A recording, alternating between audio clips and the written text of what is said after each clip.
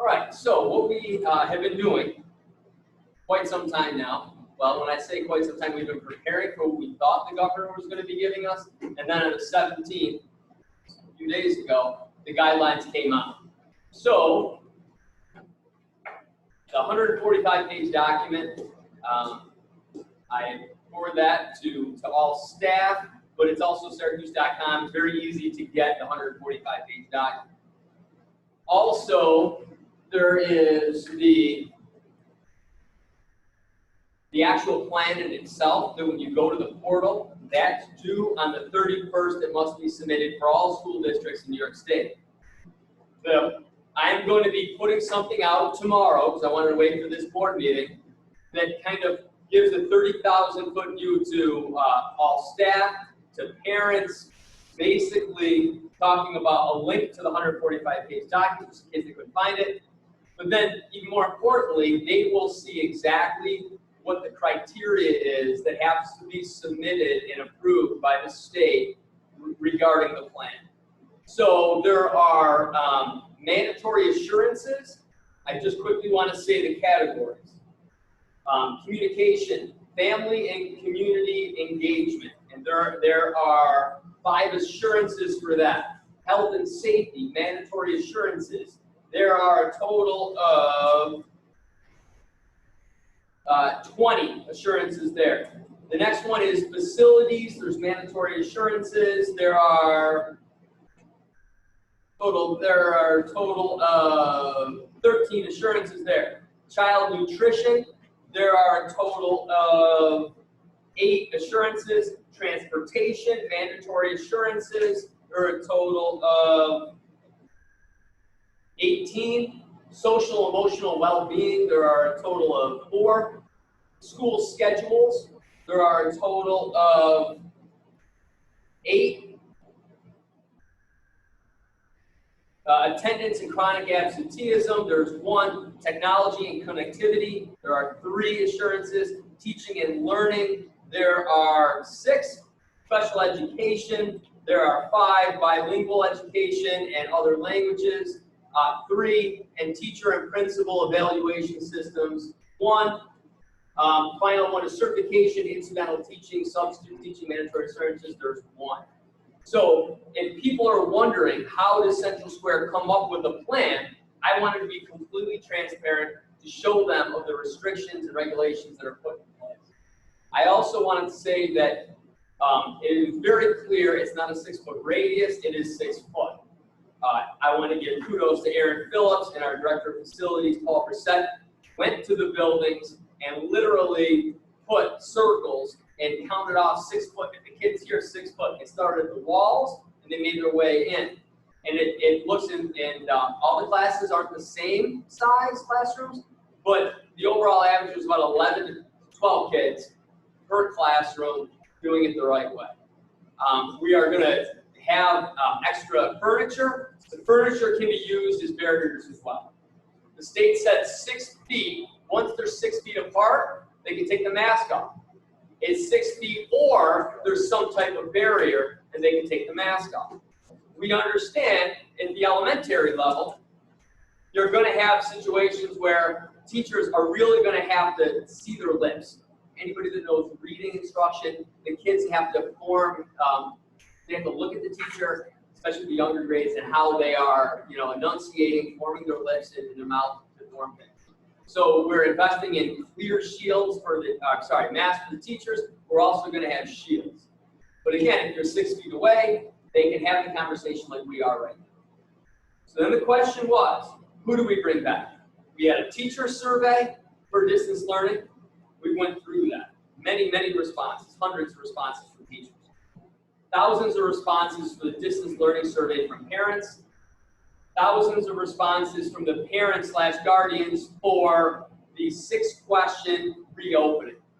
We put it right out there and we said, you feel comfortable sending your kid back to school? It's like 59.8% said, yes, we're going to send our kids back. 10.2% said, no. 30% were undecided. And again, that was out of 1,638 responses. I have been on the phone probably at least 2 hours every day with parents that call me up that were on the fence. They wanted to know about buses. I told them there would be no more than 22 kids on the bus, 1 kid in the seat. The seat tops are quite high. That's changed a long time ago. That serves as a barrier. They have to wear the mask. If there's a child on the bus that is for whatever medical reason, or it said special ed diagnosis, they then have to make sure that they are 6 feet away from the other kids if they don't not have a mask. We are going to have not only the driver, but another staff member, whether that's a teaching assistant, or whether that's a cafeteria monitor, a bus monitor, that they are going to literally have to get off the bus. It takes about 22 seconds to shoot the temperature towards that student. If the student has a fever, that staff member, keeping a distance, has to walk that student back to the residence. They cannot get on the bus to expose everybody else. In the survey, about 97% of parents said they would have no problem in taking their kids' temperature. There were other ones that said they go to school, they go to work before their kids, when kids get on the bus. Other people said they may forget. Doesn't matter anyway, because within this 145-page document, it says the district has to do that screening temperature. So we're working that out as well. Elephant in the room, who are we looking to bring in? We looked at the massive daycare issues that a majority of our elementary parents said we've got an issue here. A lot of us were able to be home. We're not able to be home now. Someone's going to have to, we can't afford daycare. It's an issue. Our older kids, if we have older kids, it was too hard for them when they're like, my husband and I are both essential workers. We're not able to put that on our older kid in middle school or high school to do their distance learning and then also babysit the 7 or 8-year-old. They're like, we didn't want grandmother coming over who's 90 kind of thing and, you know, has their own health issues. So we looked at that. We also looked at medical. And here's the interesting thing. Whether you're watching Fox and Friends or you're watching CNN, the one thing that they actually agree on is, for whatever reason, it's almost non-existent, the transference from a 40-year-old to a 12-year-old. Nobody knows why, but from 13 to 18, you see, that's where it changes. So we looked at the medical part of it. We looked at the parent surveys, the daycare part of it. We also instructionally looked at significant gaps of having elementary kids home when we know the majority of our parents are working that don't have the opportunity, that really struggled with the supervision of the distance learning part. I will personally say my wife has a perfect situation. Her job is to be home with the kids, and she was still pulling her hair out. I had a special needs child, and that added to the mix. But we got a lot of parents that have special needs. So we can't forget about that. So in looking at all of that, looking at the parent feedback, the decision was to bring in elementary students as many days as we possibly could, and then do distance learning at the secondary level. Are there parents that are probably watching this right now that are upset about that? Sure. I also want them to know that we have to work under the constraints that were given to us by the governor and the best situation of utilizing our staff and our space. Even putting students in our elementary students, let's say 4th and 5th grade, in our middle school, it comes down to a staffing issue. We were not able to achieve our goal of having elementary students in 5 days a week. That's what we wanted to do. That would have been great. Smaller districts in our county will be able to achieve this just because of such a small population of students. Central Square, Oswego have a huge population, and we cannot pull off that. Even utilizing special area teachers, utilizing librarians to help with UPK. To make matters even more difficult for us, for whatever reason, they put a limit on UPK classrooms that were 18 before, now they're 8. So 8. Doesn't matter about social distancing, 6 feet, what, 8. So given that, we need to then look, they also need to be on an AABB schedule. So what do I mean by that? We're allowed to utilize paraprofessionals, teaching assistants, other special areas people to be able to say, okay, in this classroom right here, let's say you got 4th grade teacher. And the room right next to it would be a teaching assistant. That teaching assistant will be delivering the instruction that this teacher provided them to deliver, and then they switch. So then those kids come over, which is not far from what we do when you think about guided reading sessions where a TA would kind of monitor a group and whatnot. So we can do that, and we're going to have to do that to be able to utilize our staff. There's no way we can go out and hire 20 more teachers. Every teacher's salary and benefits $100,000, and we're waiting for the governor to still give us the numbers that we've been waiting for since May, to say it's another $2 million. So we have to be as creative as we can. What do I mean by AABB? So you basically take the kids at the elementary level, you divide the class basically in half, and then you would say, okay, you have the same kids that would come on Monday and Tuesday. Let's say nobody is on Wednesday, full distance learning. Then you have the B kids Thursday, Friday. So in doing that, all the elementary students would be able to have in-person learning 2 days a week. What are they doing when they're at home?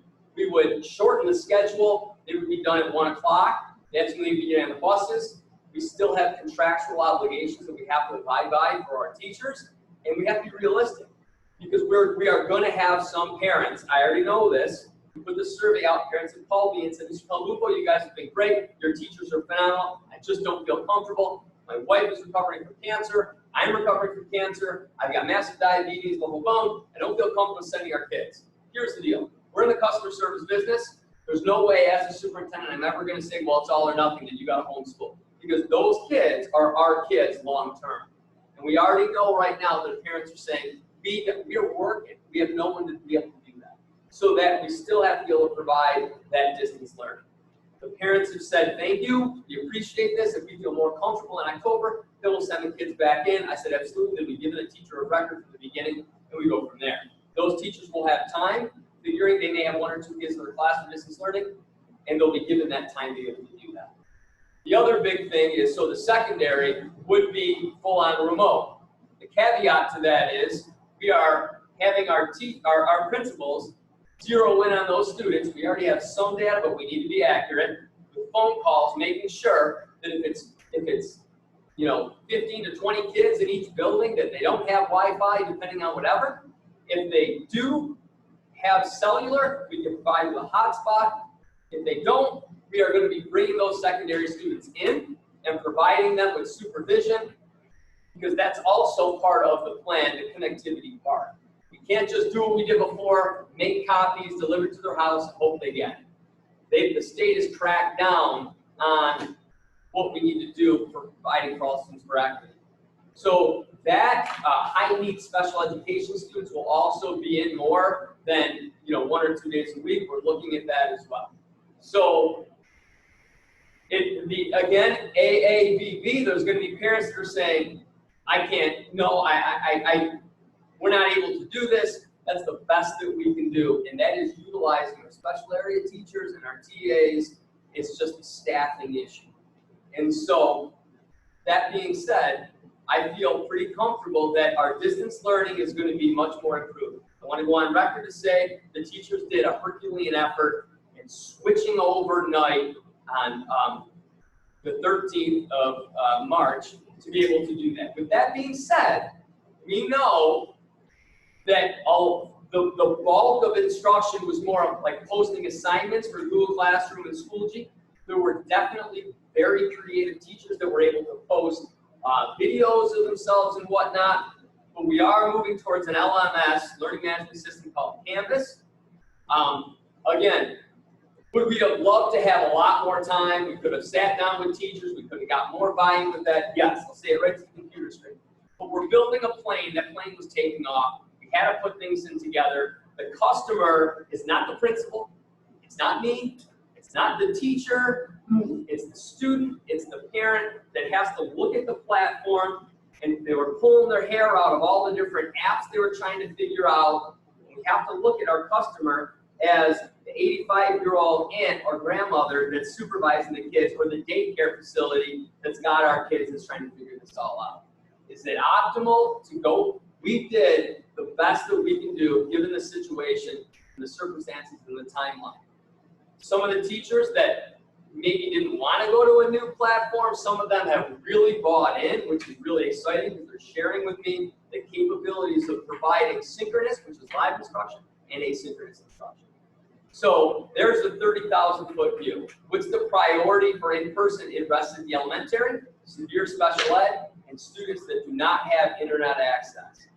BOCES, CTE. City BOCES is going to be just draft form right now, and again, this is literally as of 2 o'clock today, operating on an ABCD cycle. So the students would go to BOCES for CTE 1 day a week. They're looking at all their programs and they're cutting them in quarters. Kristen Enright sent me the optimal look to be able to get all Central Square on a student. I sent that over to Chris Todd. We're waiting to hear. We are one of the bigger districts. Hopefully that can kind of play a role in there. But again, we have to see where that all shakes out. The plan is still being developed. For 4 hours with administration, we were at the middle school, all spread out today, putting everything on the table, put survey results from parents, from staff. Are there people that are going to be upset about this? Yeah, 100%.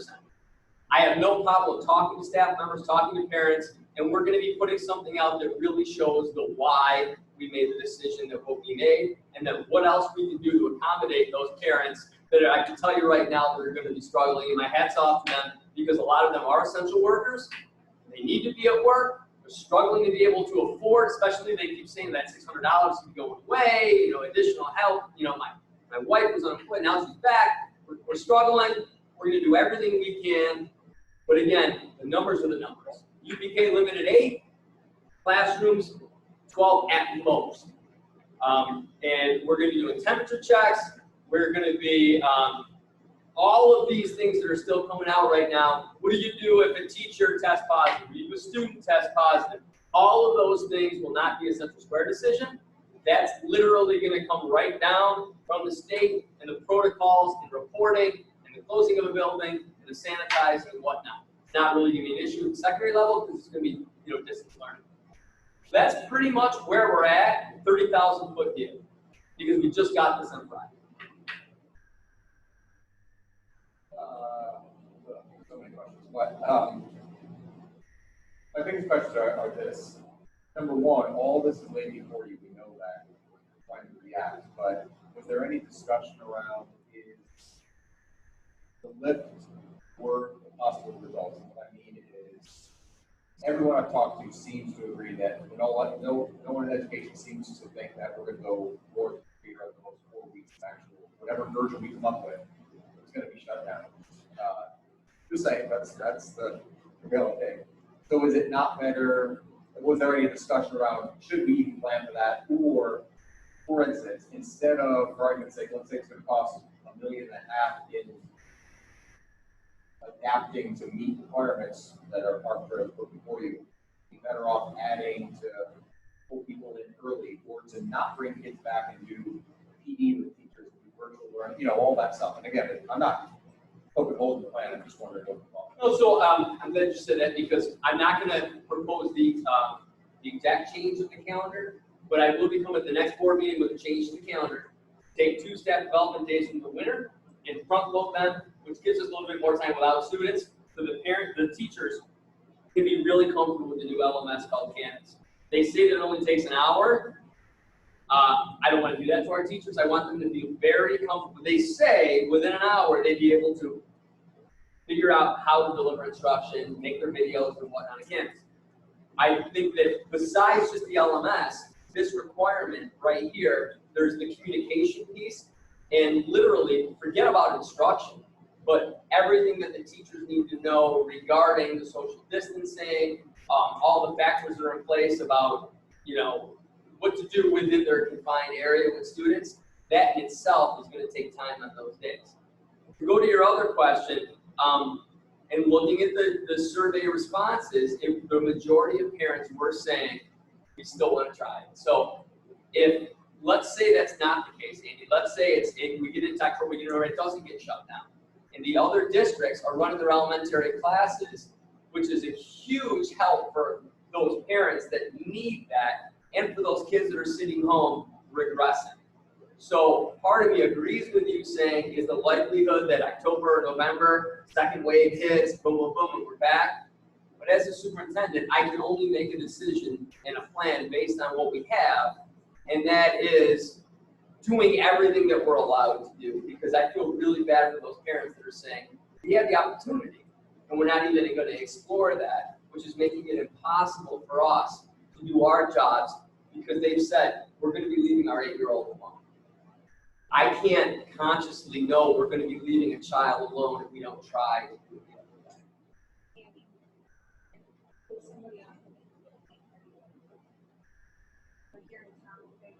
We can do that. We can hand this to whoever wants to talk. Get rid of them. Testing. Just follow up. So if in the high 50s, parents were even saying that they would, at this point, consider sending their kids back, Like 60%. again, it all goes back to, so then how do we support the other 40 to 45% of kids that won't be able to build? Possibly. If all the effort is on trying to reopen this. If all of the maybe turn into a no, then yes, because right now it's only 10% that are a definite no. The rest were 32% that were saying they don't know yet. There's still a lot of time before September. But we will still be providing the distance learning part. So by ending the day at 1 o'clock, the contractual day goes up to 4:15. We are providing teachers not only with their normal planning time, but we're providing them with a chunk of time for the distance learning. So we're accommodating them. What are we doing for I'll just repeat what he's saying. So keep the like, kids in the loop. for example, the high school, middle school kids, they're going to be at home all the time. How are we going to make sure that they're participating / what if they don't attend or they're absent? So a pins type thing, you know what I mean? So what Mr. Hoyt just said was, how are we keeping the middle school kids in the loop and the high school kids in the loop that they're participating and attending? So what I can tell you is in this document, remember, so this will be We haven't seen that, so. I said it myself. Okay, so you guys all have this. Basically, what it says in there for the teaching and learning part is it has to be synchronous and asynchronous. So this will be the third learning continuity plan that I've had to submit. And it's going to be much more detailed than even the last one, which is why I read all those things off at the beginning. And those assurances for teaching and learning will be in there. So there's going to be times throughout the day where students have to log on. And I got to tell you, I'm publicly going to say, I am frustrated with a parent that says, how do you expect my kid to be out of bed at 9 o'clock to do this when normally at 7:30 they're in? I get it. Parents are frustrated. And I want to hit pause for a second. I'm not mad. I spend maybe 3.5 hours a day talking to parents. A lot of them are venting. Because here's the deal. Everybody's got things going on in their personal life. I hear it from parents that they're going through divorce right now. They've got kids. They're struggling with this. They're with the father. Sometimes they're split. All of that frustration, whether it's from a staff member, a teacher, a parent, gets exacerbated at times of crisis. So what I can say is we will be having very clear expectations for our staff, for our teachers, for our parents, for our students.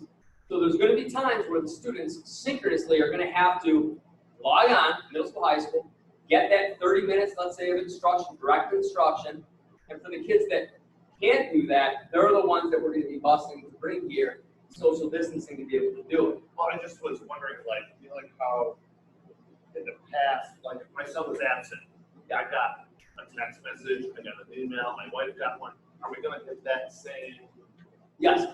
So if the child isn't connected and not on, yes, the parent will be contacted saying your child was not in at the time to receive synchronous live instruction. We will be doing that. We also have already put something in during the last closure. It's the social emotional piece, but again, it's even more detailed now. For those students that are struggling, what are we doing for them? Well, I can tell you right now, it's one of the reasons why we kept all 4 SBOs. Hats off to them for doing the wellness checks. And I don't want to say, the silver lining in doing secondary distance learning is we will now have an SBO in each of the 4 buildings that are going to be, have the volumes. Are we going to have students at the high school? Yes, but a much smaller amount because they are going to be the kids that don't have connectivity. But where the buildings are going to be at the capacity that we're allowed to have, we're going to have a special control officer. They do distance checks after school or wellness checks with a school psychologist, counselor, wearing masks. We were doing that before. So we're going to do everything we can to connect with the kids and let parents know. Now, we had some frustration before from parents saying, you know what? They emailed the teacher, we're done, we checked out. Here's the thing, we're gonna have numeric grades this time. There's gonna be clear expectations, and we understand that parents are gonna be frustrated, but we no longer have the right to basically say, okay, we'll give you the bare minimum, because it's very clear what our teachers have to comply with. It's not on the teachers, it's not on the principals.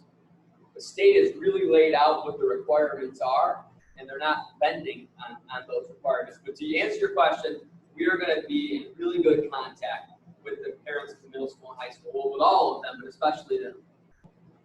The other question I had, and I know you did a great job when they were out before, but lunch for the kids, most of our kids are free and reduced lunch. Yep. What's going on? Are we doing the fun stuff like we did before? So let me repeat that. So Mr. Hoyt just said about food services. Are we going to be providing the same what we did before? I know you're ending at 1 for the kids. Yep. So again, it's like we're designing the house right now. What we talked about in the 4-hour meeting that we had today with staff, we had Dave Bartholomew there and Amy Caitlin. So the dilemma that we come in is giving them all their meals like we did before doesn't work out because we can't guarantee that someone's not going to eat that food, that the kid's going to come in and be hungry for breakfast. Kids will have the breakfast at school. Parents will still come in and get their meals for the week. Parents at the elementary level have always brought us the snack, that their kids can snack midday or whatnot, because we're going to have food that's going to be labeled for that day when they get home. That's not going to be something that needs to be microwaved or frozen or anything like that, because we know that the parents are going to be working, kids are going to be coming home. There's the brother or sister probably just finishing up their day for distance learning. The kid can open up the lunch and have it there. But we spent about an hour just talking about food service and how to keep that going. So they're going to be there until 1 and they're not going to eat while they're there? They're going to have breakfast, they're going to have a snack midday, that lunch, there just wouldn't be enough time, instructions to do things we want to do, and then give them that lunch. What time are they leaving there? 9 o'clock, 9, like, yeah, so it'd be like You're 9, going to have kids on the bus for now? I mean, that's a long time. not an hour, because there's 22 kids on the bus only, so we're going to be operating that differently. There's not going to be as many stops. We're not allowed to do that. Kids will not be on the bus for an hour. All kids will eat breakfast this week, not just free and reduced. Kids will have the opportunity to do it, but I'm just thinking, my kids eat at 8 o'clock and they eat breakfast, and they might not get lunch until 1:30. But it's a long time for my. so they'll eat breakfast at home, they'll get their snack midday, they'll definitely get the snack. But, and again, it's not written in stone right now, but we're still trying to figure out how we'll be able to feed them, Right. when we'll be able to do that. I guess that's just flexibility with snack, with what they can bring. Correct. You know, your own kid. Correct. What about the kids that are on a one-on-one with a TA? How are you feeling? Secondary or elementary? Well, start with elementary first, and then are they going to be in the room with the student? Yes. And now what about high school kids that are? High school, with the one-to-one, we'll have the same thing, distance learning, but this time there'll be breakout rooms available through our software where that one-to-one, they're going to be playing. So here's the big difference. Before, the teachers were home and they were planning, okay? And they would call the TA. We're going to be utilizing TAs way more than we did before. So They're going to, coming through the building? yup. Okay, that was my other question. Teachers come into the building. They're going to plan with social distance, mask, with the TA. They're going to talk about those needs that student has and what they then can do to further support that student. So I just want to make this clear, every teacher is going to be at the building, correct? Okay, so During their day. Mr. Hoy's question was every teacher is going to be at the building per day. Here's the thing. We just need to make sure that we have the space to be able to accommodate that. We're looking at the middle school right now to make sure that that is possible. Because remember, some elementary kids are going to be in middle school. Foundations programs that would have been running in Hastings, we were originally going to put them in CSI. We'll have nothing running out of CSI, which right off the bat is going to save us $90,000. We don't need to hire a new head custodian for CSI. We're utilizing the middle school because we're going to have kids there anyway, teachers there anyway. So we just need to make sure that we have the rooms available to be able to do that. If we don't, we will select those teachers that would then be able to operate out of home. We're talking with legal. We're talking to see are there teachers that have underlying medical issues that have a doctor's note. even though they've come right out and said it's not covered in FMLA. So I don't want to lead teachers along to say you have a choice. If you don't want to be here, or put a survey out that says, how do you feel? Are you comfortable coming back? I don't want them to think that they actually have a choice. I know that sounds cold, but unfortunately, we have to operate within this right here. Right. I guess the only part that I got lost there is, how would there not be enough room to have all teachers? If you wanted all teachers to come in the building, even if it's not the building they're formally assigned to, how would there not? Because we got to put 10, 11, or 12 kids in each class instead of 25 or whatever. So we're spreading it out. So in some situations, let's say Nancy Pritchard's class, let's say 25 kids, 4th grade, do math. If you can only get 10 depending on the building, that's now 3 classes.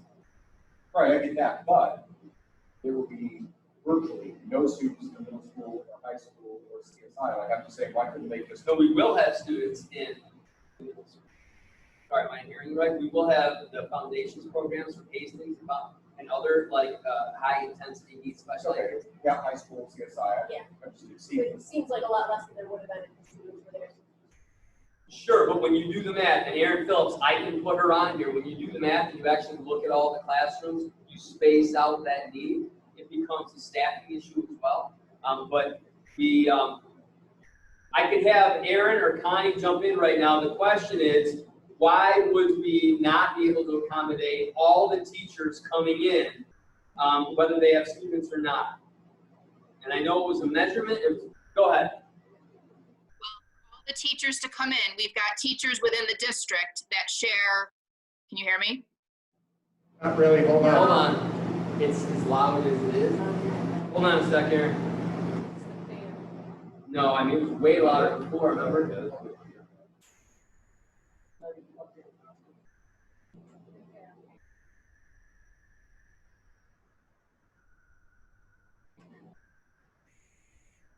Hired Mike.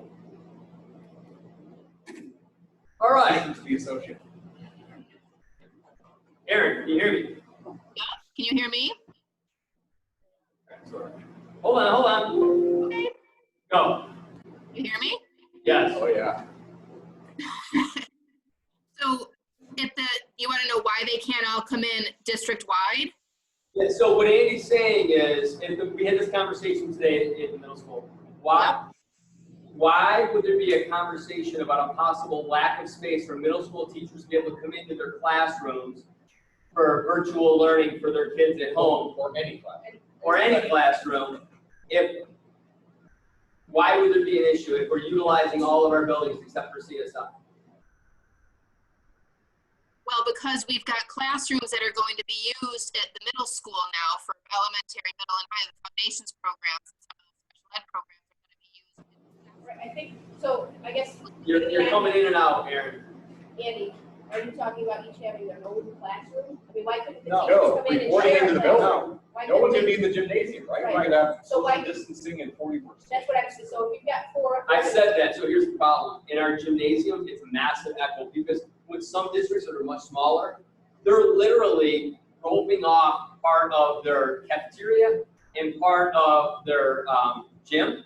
Think of how crazy that would sound where you've got, even if you get them all together and you say, okay, we're gonna focus on math and you're gonna kind of team teach, you're still putting that many kids, even 6 feet apart. Could be an absolute nightmare to be able to get kids focused. We're not even talking about kids. He's just saying, why couldn't we have more than one teacher in a classroom? Like half, split the classroom with half. Because they're gonna be doing distance learning and everything they say, all the other kids are gonna hear them in their houses. And it's gonna be echoing and it's gonna be a nightmare. That makes sense. So you're talking about one teacher per classroom. I was thinking the same thing, and why wouldn't there be room? You have to make it where it's still meaningful for the teacher to deliver instruction and not have the person over there super loud or be showing a video clip and this teacher go like, what does a teacher do? Well, so that's the thing. So I don't want to say that is going to happen right now, but if it is, and we have a space issue, those secondary teachers would be doing the exact same thing that they had done during the closure. They'd still be delivering synchronous instruction to their students through their their Chromebook from home. So they would still be meeting, their kids would all be like all these faces all right here. They'd still be, you know, it's not Now, ideal. is this a rotational type thing, or are we gonna have a certain set of, certain specific set that's gonna be off-site, or is it going to be changing throughout so that it's fair? Yeah, so right now our goal is to make it so everybody comes in. So before I go far down that road, I want to spend time tomorrow to really be able to see. Don't need an answer, just a question. We will shoot for equity because here's the deal. We talk about this. Don't stop. Stop right there. Question, I don't need an answer. I don't want an answer. You figure it out.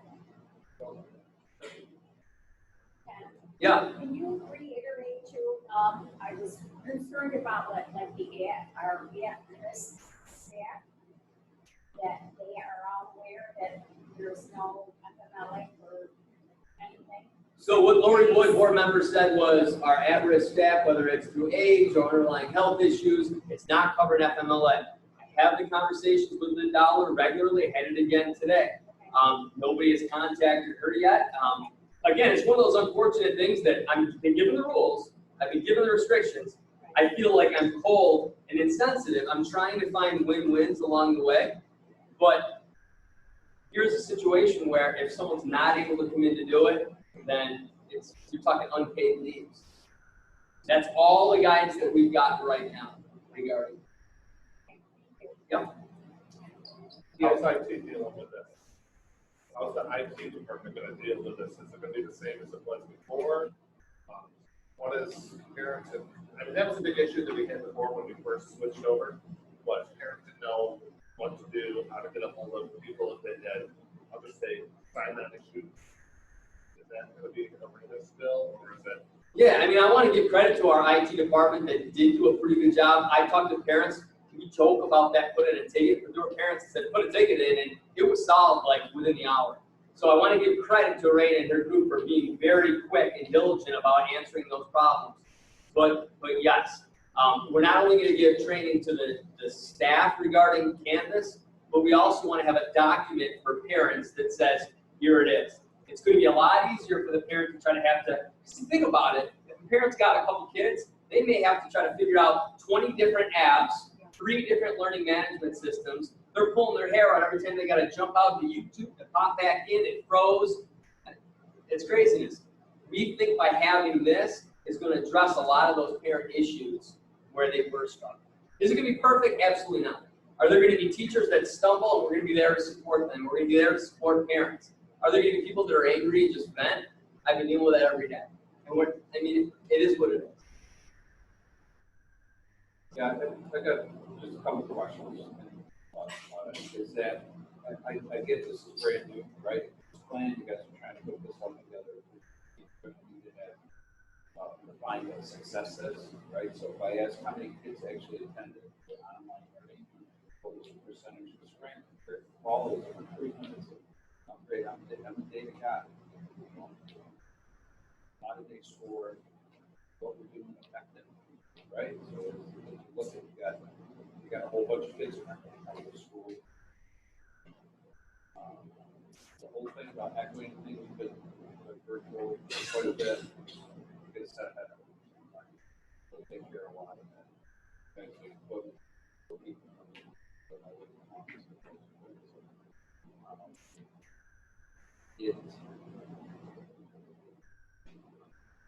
this is going to be difficult, right? So as we're in 30,000 feet, what is December going to look like, right?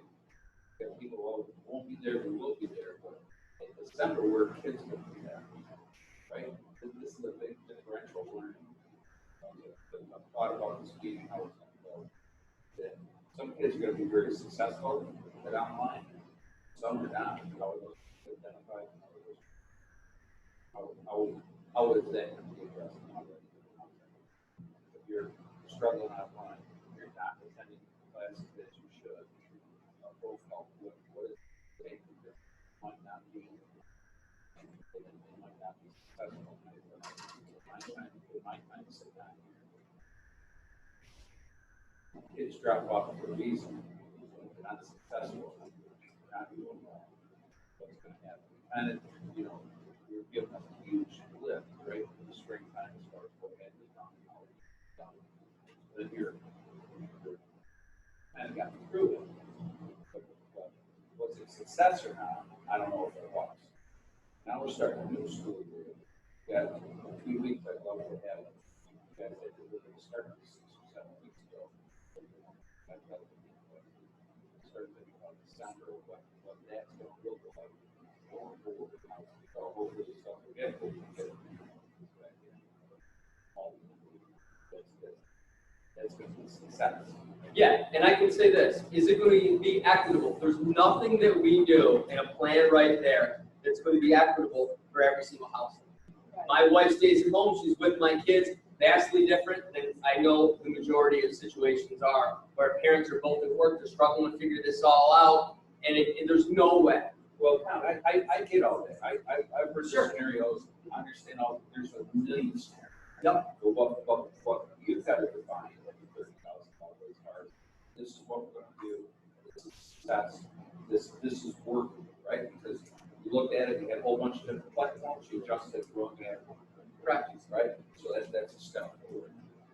I think that this is going to be a big, heavy lift for a lot of parents to continue. I think everybody kind of stayed with it through the spring, but now stuff's going to get real. As far as daycare, and how that's all going to go. In this, so as a teacher, I've heard a whole bunch of different things as far as what they're happy with, what they weren't happy with, how things went. And I think that better than that's defined at the administration level as far as what success is for a teacher, what success is for a student, what success is overall. This I think is going to be really important. Absolutely, and again, I'm talking right now 30,000, but we are doing that, and in a little while, I mean, I do want to get into the presentation.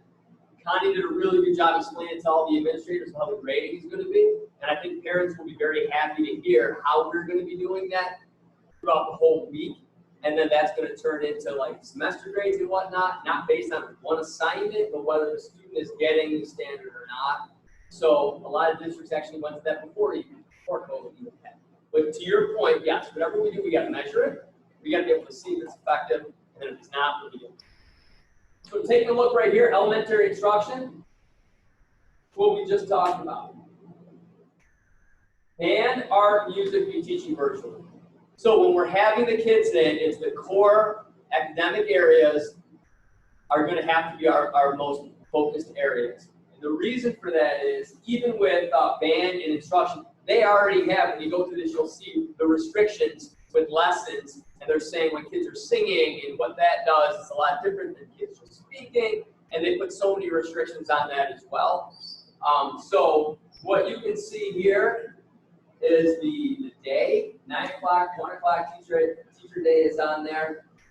Talking about contractual lunch and planning, but Christy, again, we'll talk about what works best with the lunches. Go to the next one. Sample schedule, talk about AA, BB. So, if the original desire, obviously, there's no way we could possibly do it, to get all elementary kids into the school 5 days a week. So we've got them, 2 days a week, half of them coming in, they get a day of virtual. Why is the day condensed then, so like the normal? Because they're going to have virtual. The teachers are still going to have students that they're going to be responsible to provide that virtual instruction to them, synchronous and asynchronous. We can't extend the teacher's contraction for that. So we already have certain restrictions that we have to work with. So by ending the student's day at 1 o'clock allows those teachers, they may have 4 kids in their class that aren't coming in because parents don't feel comfortable with it. We can't just say to teachers, stay after, take care of that. It has to be built into the day. So that's for children that aren't coming in at all, right? Correct. So they couldn't all just be put in one classroom? Yeah, that was going to be my question, is that when you go to the virtual, because as I've been explaining to parents, if you have a class of 8 people, you can only have 9 of them. The other 9 are virtual. If you're going to be instructing them all day, 9, it requires 2 people, right? So either split the day up, which you look at, or as I've talked about it, it's opportunity to change, right? I've seen it where I've worked at people that have never worked from home. I work so you have a virtual teacher who go in, understand what the lesson is for the day, and do the format differently, thinking out of the box, change. I don't know. Yeah, no, so what we're waiting on right now, I put my original survey out. It said 59% to 10% were no. But then we did a follow-up that each principal sent an email survey through email to the parents. And that basically says, for this one, if there's not anonymity, you have to say who you are so we can plan bus routes, we can plan. Now, if that's the situation and we see that there's going to be a much greater need, then we look at this within the next week or two and we say, okay, it looks like we will have a need for just virtual only teachers that would then take those students. And here's the other problem. Parents still may say, okay, I'm going to start off with distance learning. But a month into it, if I feel comfortable, I'd like my kid to still be with the teacher of record and then come in. Or the opposite way works as well. I'm not ruling out the fact that we can't have a teacher and just do virtual. That once we get more of this information from the principals give to me from the parents, then we're going to be able to look at that and go, okay. And then if we can get a win-win with those teachers that it would just be more optimal, whether it's age or whether it's pre-existing conditions, then we can figure that out. So, I'm confused. So if I have a kid who's in AA, they're going to go to school on Monday, Tuesday, they're going to work from home Wednesday, they're also working from home Thursday, Friday, right? So this is still a 5-day week.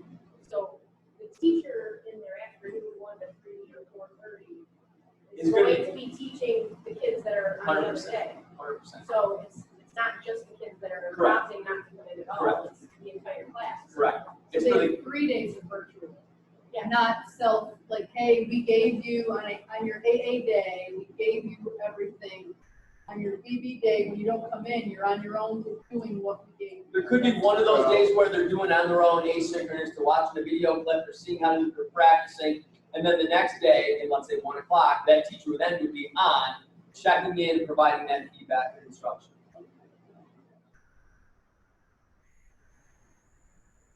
I don't know, how contentious of a question do you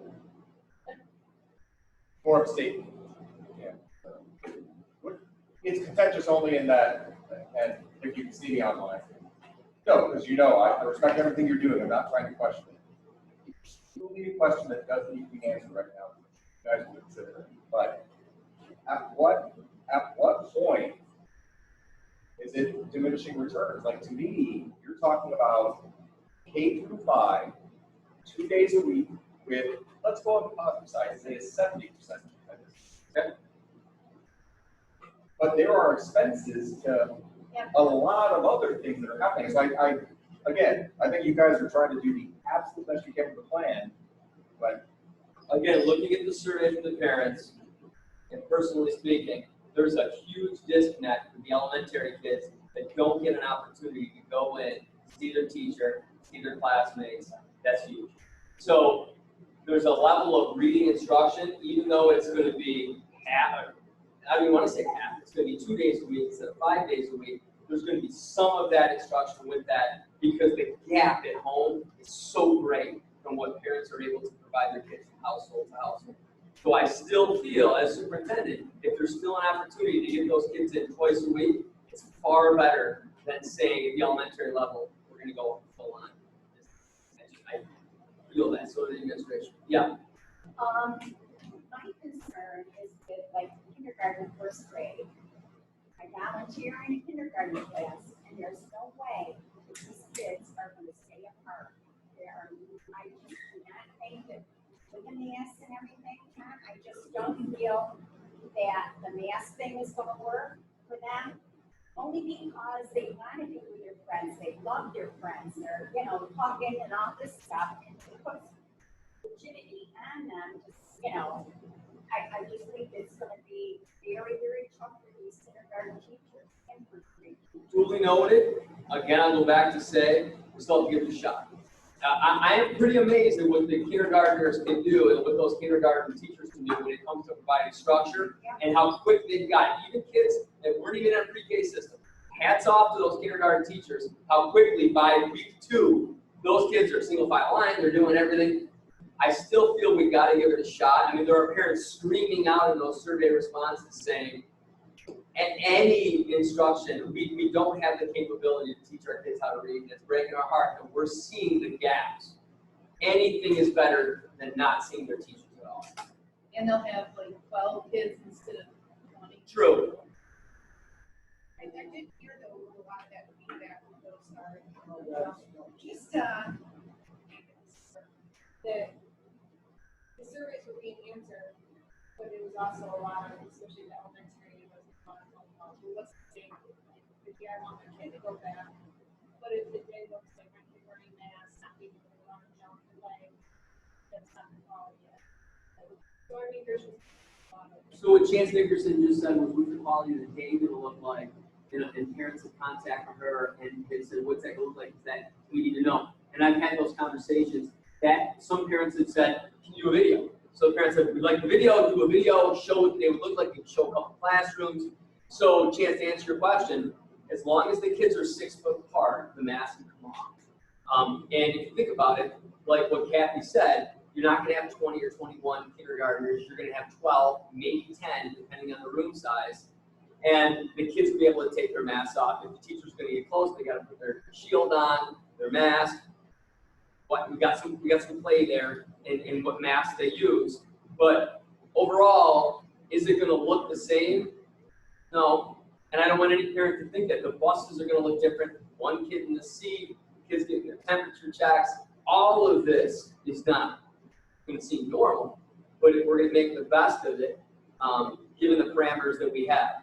I do think kids are pretty resilient, and I think if you were to ask a kid, they'd like the opportunity to, I know my kids would, to at least see their friends 6 foot apart than not, because it's just that social impact. It's really, a lot of elementary parents said, we've been doing it the right way, we've been very selective in what neighborhood kids we're keeping our kids with, but it's killing our kids. There's a social aspect of school where a kid asks a question, the other kid hears that question, and they learn from that when a teacher's helping that other child as well. So there's that part, and again, at the elementary level, I worry. That's why if you look at all the other districts, they're putting the emphasis as well on the elementary, give as many days as possible. Just because if those foundational skills aren't got at elementary, those gaps will stay secret. This question in my head is getting a little bit old because we've traveled a lot of distance here in the last couple of minutes. But a few minutes ago, you made a comment along the lines of contractual limitations regarding the teacher. My question, I got worded quite right, and y'all can string me up later. I don't really care. Has anybody asked the teachers, can they provide more outside of their contract in these extraordinary situations? Is there an ability to ask the question? Is there an ability to address the teachers and ask the question, can they provide more? I don't know the answer, but I'm going to ask the question. So what Mike Lawyer just said was, can we at least ask the teachers, can they provide more beyond what their contractual obligations say to be able to accommodate for possibly more in-person instruction? Whatever would best benefit the students to get them closer to the end result, end of the year, that which they need to be. Contract aside, you know my background, I've been asked to do a lot of crap that well outside of the purview of what I was supposed to be doing in my 25 years of serving this great country. We're in a situation right now where maybe there needs to be a little bit more consideration toward that. Like I said, y'all can string me up later, whatever that means, but I think now is the time to consider what more can we do for these students outside of some contractual limitation. My contract was a hell of a lot. It can be said for all of us at our jobs. Everybody. Well, yeah. And I know my daughter, you know, with her teaching third grade, she'd be coming on at 7, 8 o'clock at night, staying up because some of her kids' parents are essential workers. So they weren't home with them during the day. So she was one of the ones. There are those that won't do it. Oh, right. But there are a lot of our teachers that work beyond their contractual. Right, and Lori, that's not my question.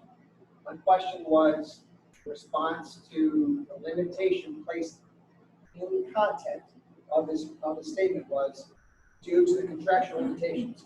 My only point is can we ask the question to provide more? That's all I'm saying.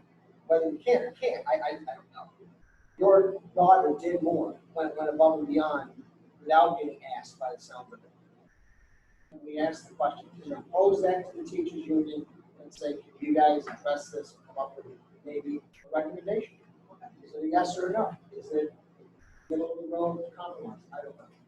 It's a question. That's just a question. I can ask that. Next question, middle school instruction. Let's take a look right here. It's what we've already talked about. Again, this synchronous instruction is going to be required now. So there's going to have to be live instruction. That's why we're going to be bringing students in that do not have access to the internet. Go to the next one.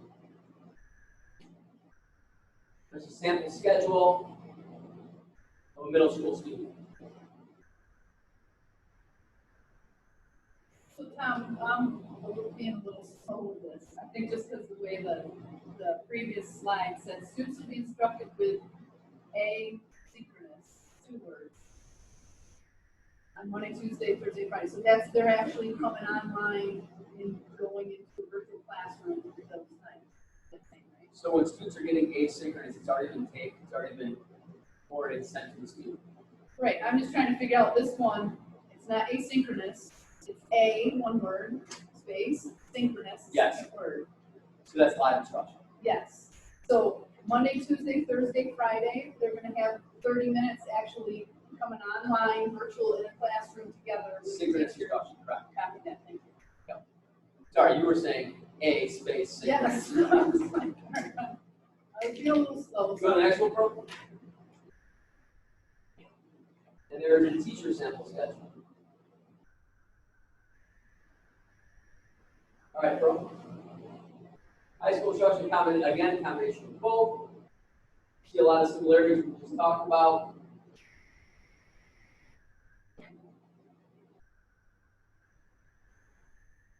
Friday will be, sorry, go ahead. I'm just wondering so 4 days of like class schedule for middle school goes to high school? Yeah, that's what I'm saying. Right. 3 for high school, 4 for middle school.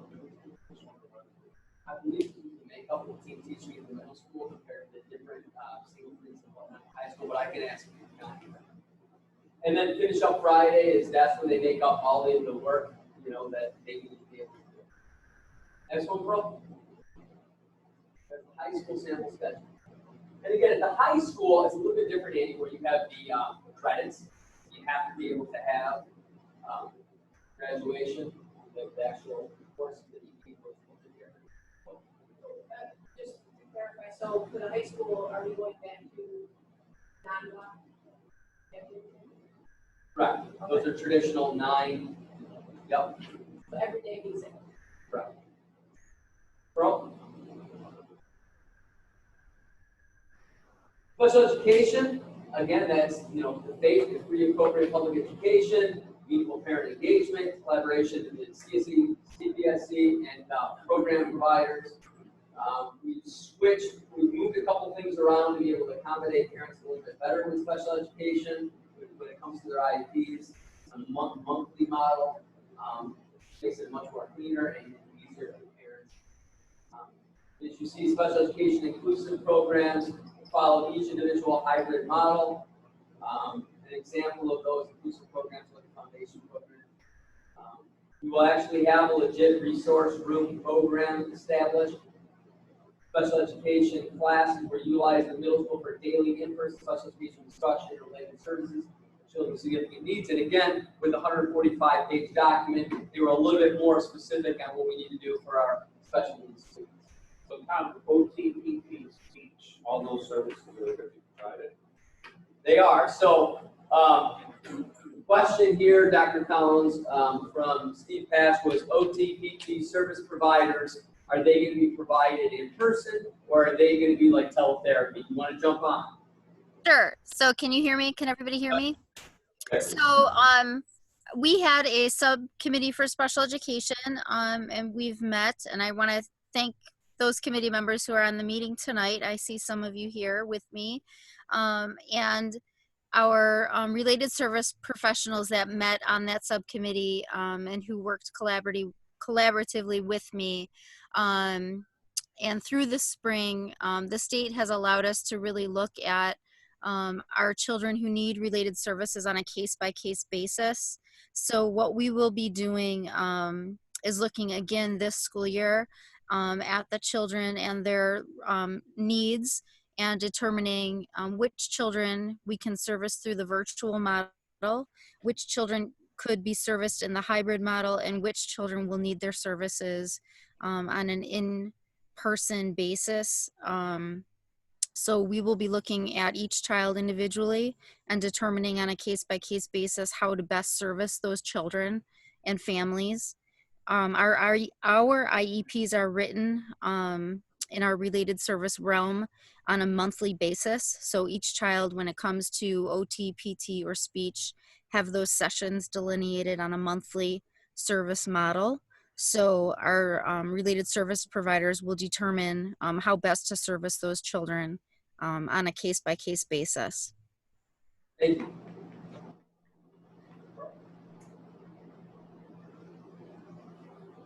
Again, equal access to virtual learning. We talked about this. Secondary students have no or limited internet access would be, for whatever reason, would be able to be bused to Paul Moore and housed in large group instructional areas. Again, far spread out to be able to have the support in the room. But for a lot of them at that age, it's literally just being able to be within Wi-Fi. We also today talked about the possibility if there's areas, let's say North Shore, let's say there's an area where it's a huge area. We talked about possibly with a hotspot on a bus that we could just park in an area where there could be mass parking. Other districts are doing that as well. People are utilizing massive parking lots to be able to gain that. But these are all things that we're all working on. Correct me if I'm wrong, I thought in the survey before we got voted for our first virtual surgery, wasn't it something like 94% said yes, they had a Wi-Fi? It was very high. It was very high, but then the problem was some parents saying, yes, they have the internet, but it was intermittent. That they didn't know before, but then it was cutting out. And the state is saying, we got to address that problem. You guys heard the quality of my conversation, Exactly. some of our virtual meetings. And she kind of turned into a robot voice for a while. Yeah. You are Well, Western I guess that's one of my concerns with the attendance aspect. I mean, our internet is in and out, and so if it happens to use that 30 minutes, it's supposed to be synchronous. For some reason, the internet's out of the house, and it's going to be marked absent, is there going to be access policy? No, I would be contact with the parent to say, hey, what had happened. Here's the good thing too. We're able to then record lessons as well. So for the kids that are at home on those other days, they can still see the instructions of the teacher. They can hear the students asking questions and whatnot, which is going to be huge in itself. Especially for those parents that are saying, we don't need posted assignments. We need instruction because we're pulling our hair out trying to figure out Common Core math. We can teach the way we did before, but we're going to be counting on our fingers. The parents, I get it. It's frustrating. So they just wanted, and Canvas will allow for that much better. Well, so I guess my question is then, for instance, with the AA, on those PD days, the AA students would be like uploaded at 1 o'clock, and those APB students go home, then that whole school day of instruction will be uploaded, or is it going to be live, available live for the students at home that are? That's what we're working out right now.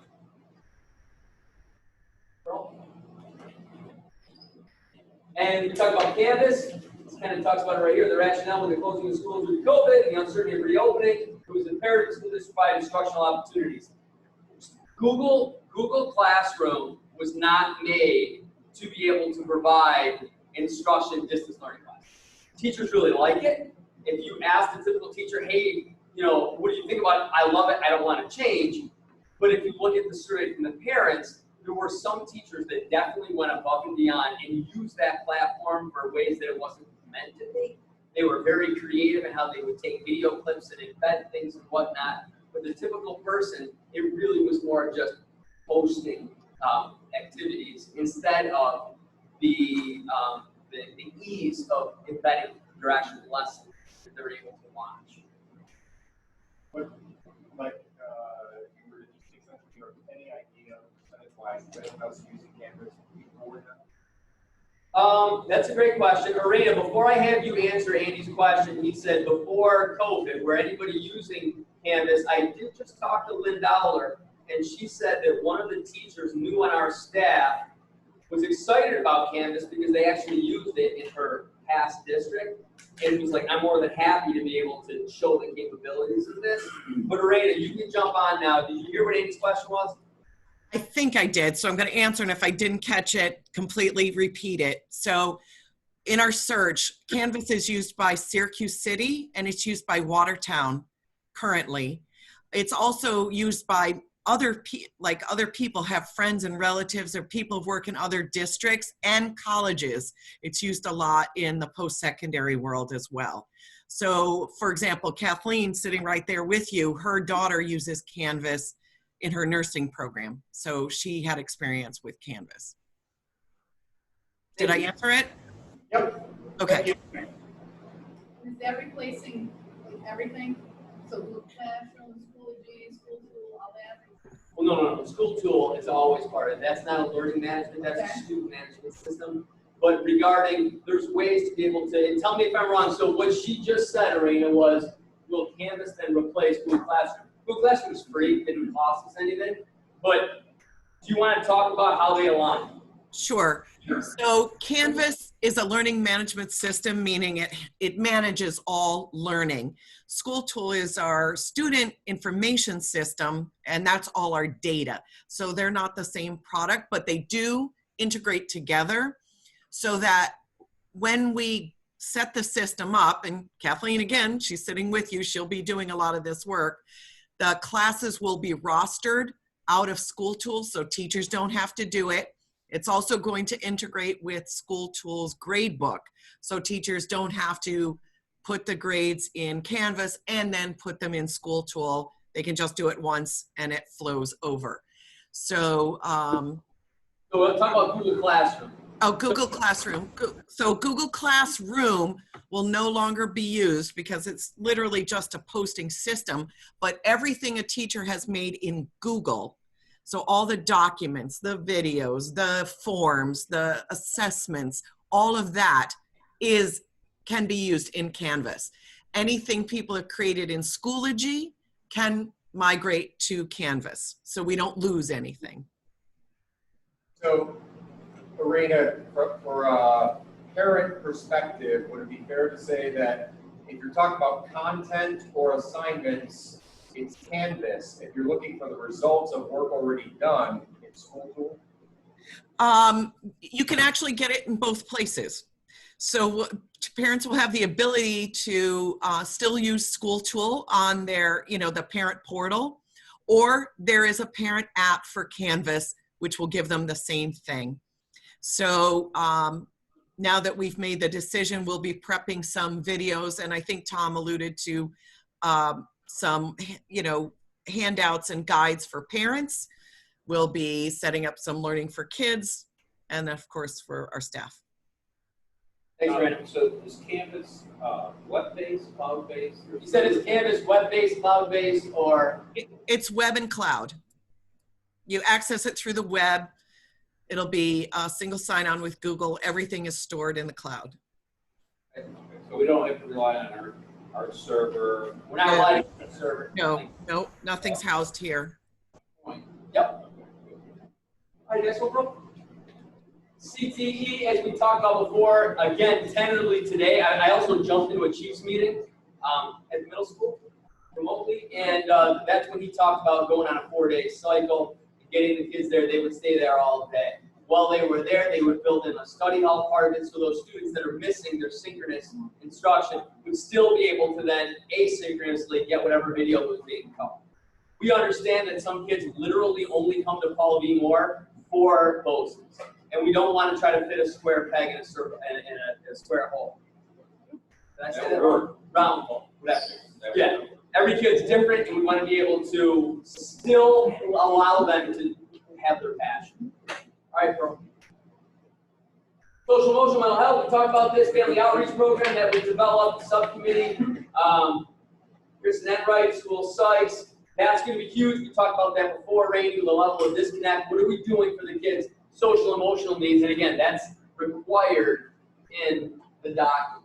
That's what transportation, again, John Pierce and Paul Brissett, I would say, are the best two in their fields, and I've worked in a number of different school districts. Besides John, I want to give a shout out to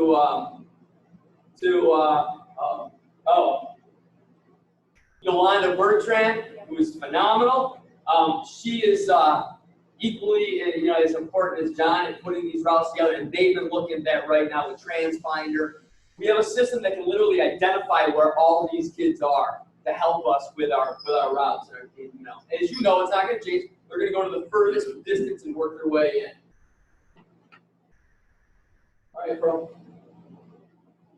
Sorry, one question. So on transportation, just for everyone watching this, assuming that some version of this plan goes forward with the actual do, no one should expect any savings in transportation. We're still utilizing, for the most part, the fleet. Like again, only pre-K through 5. Right? Yeah, so what Andy said was, for anybody who watches, not to expect this savings in transportation, because we're going to have to utilize the fleet to be able to cut it down to 22 kids on a bus, even though it's just elementary. Correct. Well, in the special needs. And the special needs runs, and the Will they all be together? So high school kids, and Yes. bus with elementary kids? Yes. Yep. We'll see what magic you're going to come up with. Well, but again, we're not making all the stops. We're not stopping 60 times. And kids that are in a family can sit in the same seat together. Bro. So the savings on transportation comes because I'm assuming since middle schools and high schools are not attending in person, all extracurricular activities are. Well, so there's the thing. I know right now, and I want to be very clear to everybody watching this, there are organizations in New York State that'll be like the New York State Athletic Association. Okay? It says, we're postponing our sports season to September 23rd. So people are like, oh, so it's going to be September 23rd, we do the same event.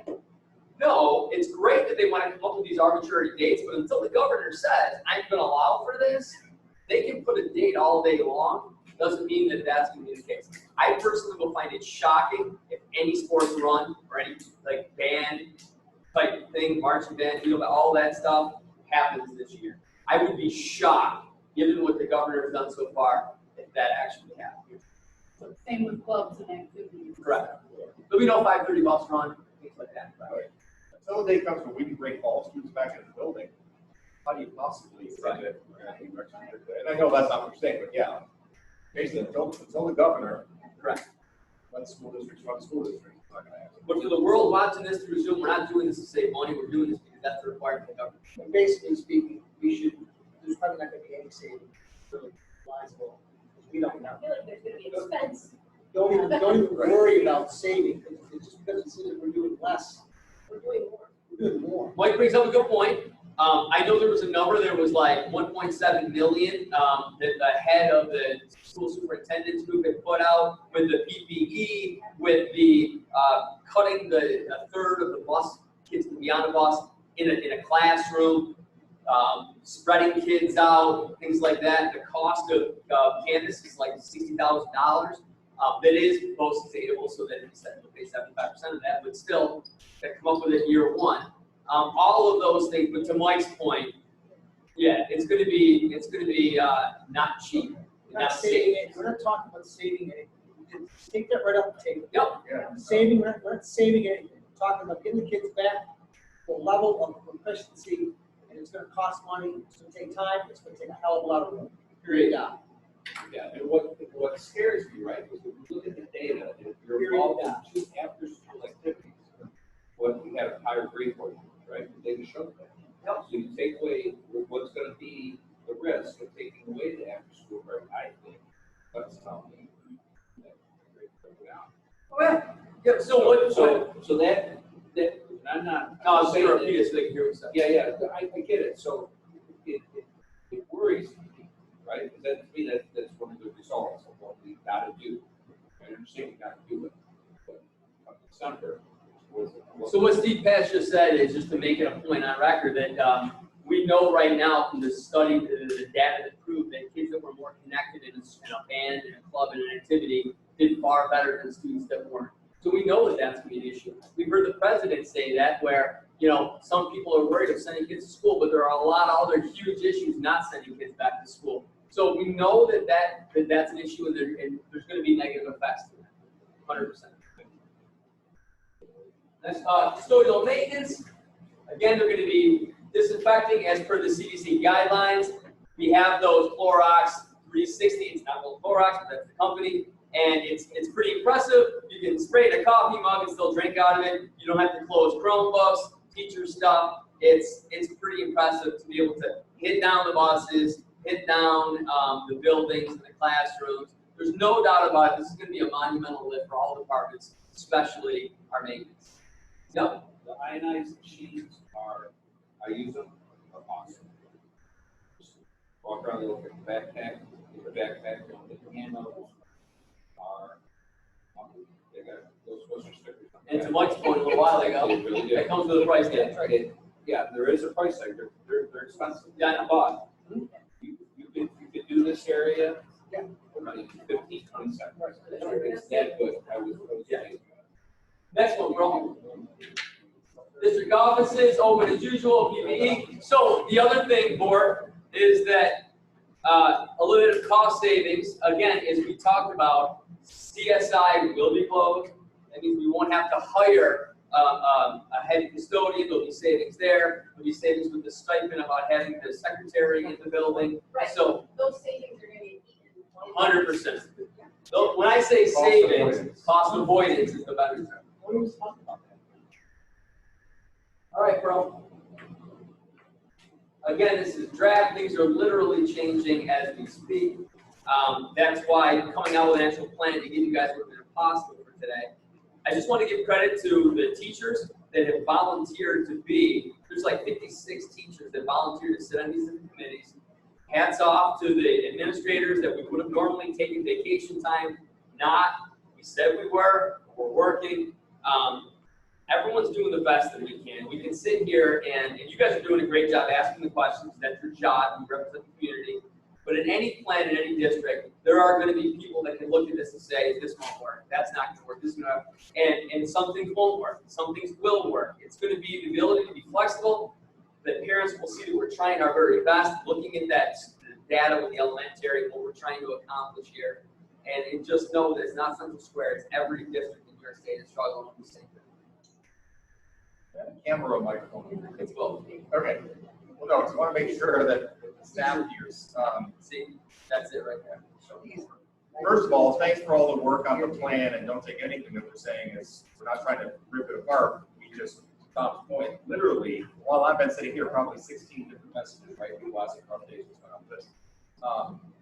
But at the end of the day, what I just want to make sure when you come back with whatever quote your final plan is, and of course that's a snapshot of time, but we just all have to be aware, we aren't saying that it's a great plan. What we're saying is it's the best plan from an administrative standpoint, because when I look at this plan, and it's selfish, I'm totally saying that up front, but I only have a high school, right? So I look at the plan, I'm like, this sucks. Like my high school kid, this is not going to be good. It's the lesser of evils in administrative mind, and I'm saying that because even if I say I don't like something, it's not that I don't support what you guys are doing.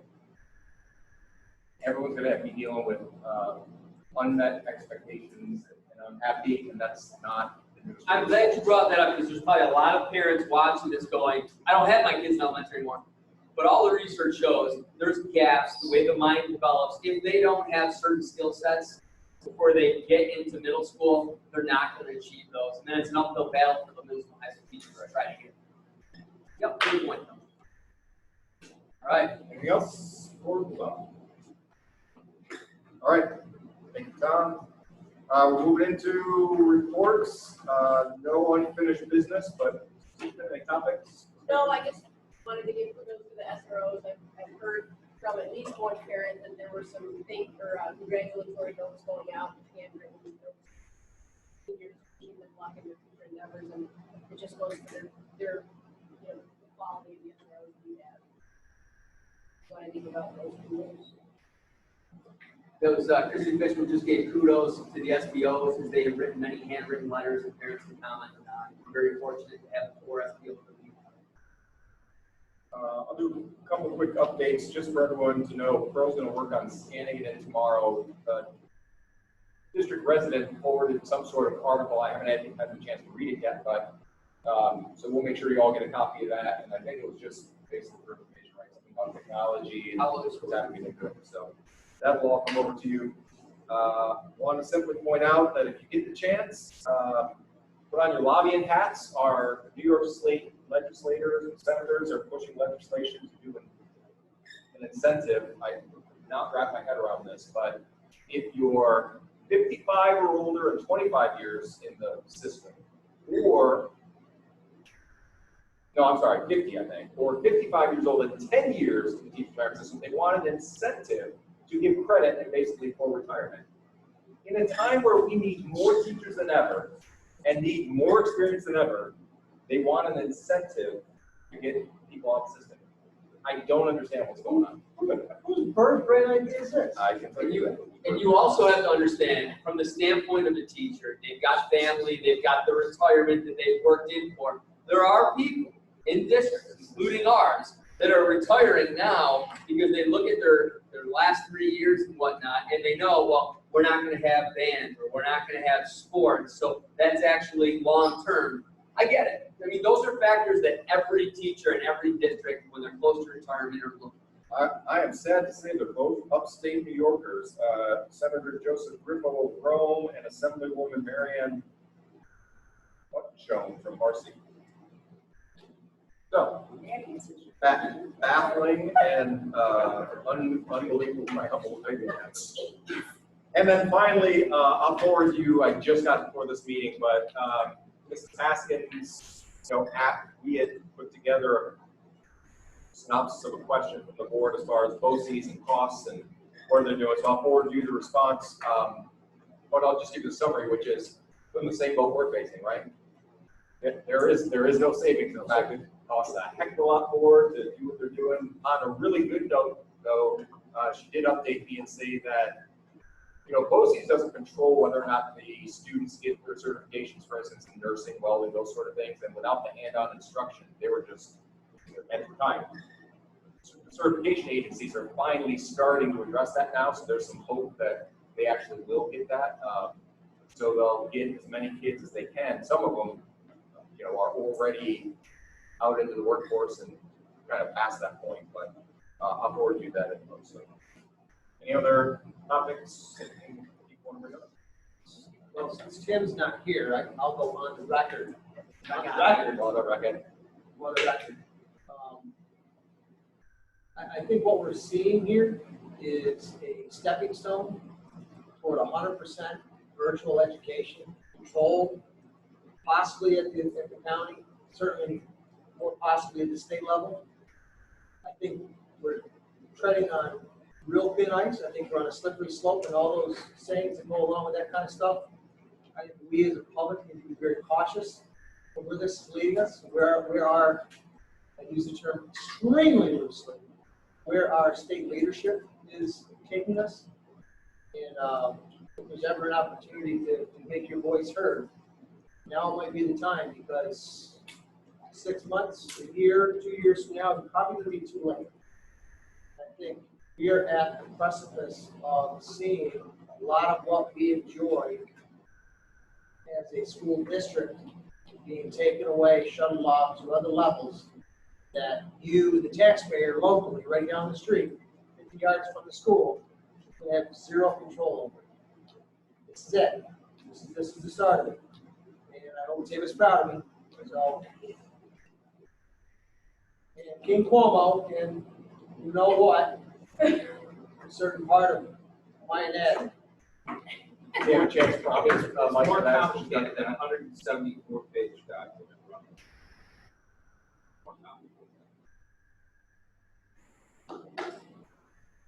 Anything I else from think the they board? will see that there are a lot of things that clearly the data we prove don't work as well with a solely virtual environment. Like stuff that's normally hands-on, like biology and different sciences. True, but we've got an individual at the helm that I don't think is gonna give two short, sharp ones about that. Tim, that was for you. Scope, anything on the superintendent's report? Yeah, I just wanted to say that BOCES for CTE, not only were they gonna have the in-person, they're gonna have skill kits that go home with the kids, and the kids are able to work on the stuff that they would be working on, whatever their program. And that is one. Glad you brought that up. In the future, when we get an update on the plan, you can talk to us about some of that with our specialists as well, like what we're doing for art and things like that. All right, there are no discussions, items for discussion and action, so we skip that. So I make a motion to adjourn the meeting. Can I get a second? Go ahead and discussion. Our next meeting is 2 weeks from today, August 3rd, I believe, right? And I am almost certainly not to be here, so Ms. Fishman will have the help. Any other discussion? All those in favor?